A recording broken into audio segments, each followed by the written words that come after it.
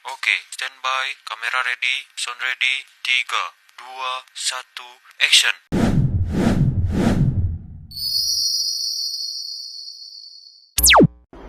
Perkenalkan, nama saya Nadia Trajmaningsi. Saya dari kelompok 9 ingin mempresentasikan hasil dari kerja kelompok kami dengan judul Manajemen Keuangan Leverage.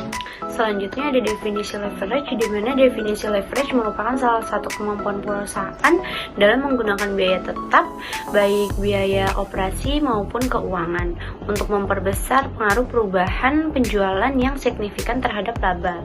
Dengan adanya leverage ini, kenaikan kecil pada penjualan dapat meningkatkan laba secara yang signifikan, namun sebaliknya, penurunan penjualan juga dapat memperbesar kerugian, di mana leverage juga sering disebut sebagai daya ungkit karena dapat memperbesar potensi keuntungan pada perusahaan.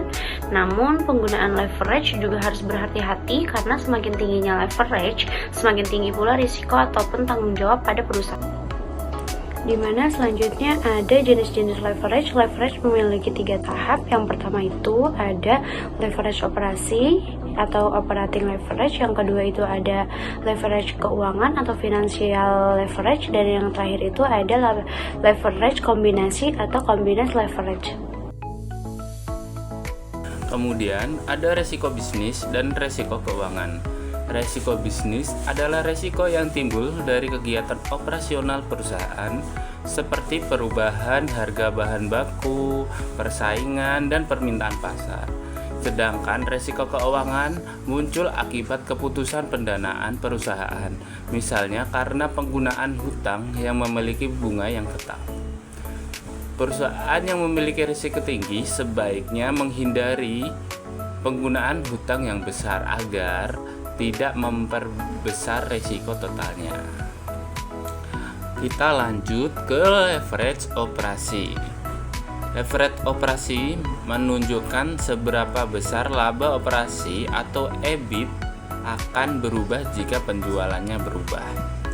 Rumus untuk menghitungnya adalah DOL, persentase perubahan EBIT dibagi dengan perubahan penjualan, atau dapat juga dihitung dengan penjualan dikurang dengan biaya variabel dibagi penjualan dikurang biaya variabel dikurang dengan biaya tetap.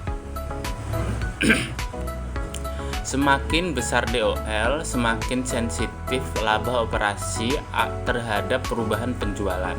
Artinya, perusahaan dengan DOL tinggi memiliki potensi laba besar, tapi juga menanggung resiko bisnis yang tinggi juga.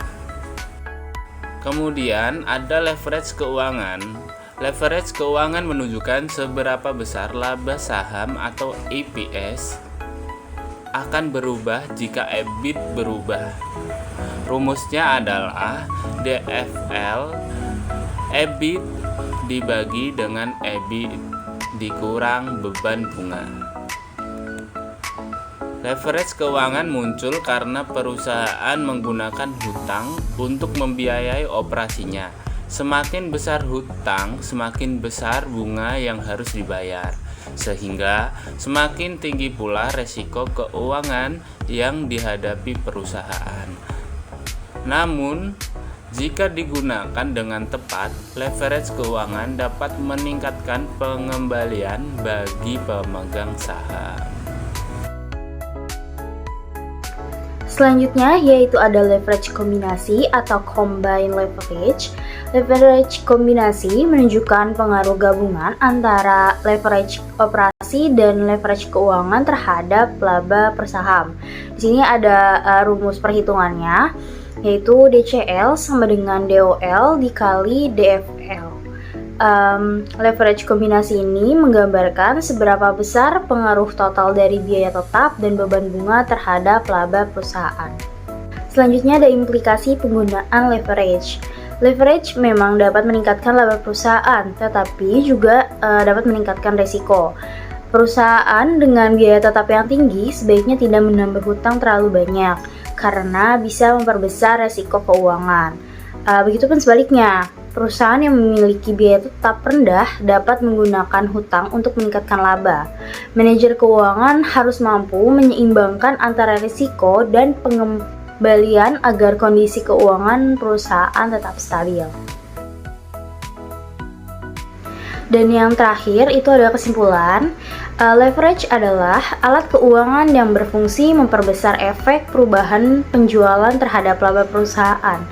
Derajat leverage operasi, keuangan, dan kombinasi membantu perusahaan mengukur seberapa sensitif laba terhadap perubahan penjualan. Semakin tinggi leverage, semakin besar potensi keuntungan, tetapi juga semakin besar resiko yang dihadapi. Oleh karena itu, penggunaan leverage harus disesuaikan dengan kondisi keuangan dan tingkat resiko yang mampu ditanggung perusahaan. Itu saja yang bisa saya jelaskan dan teman-teman saya jelaskan. Kurang lebihnya mohon maaf. Bila ada kekurangan, wabillahi taufiq wal hidayah. Wassalamualaikum warahmatullahi wabarakatuh.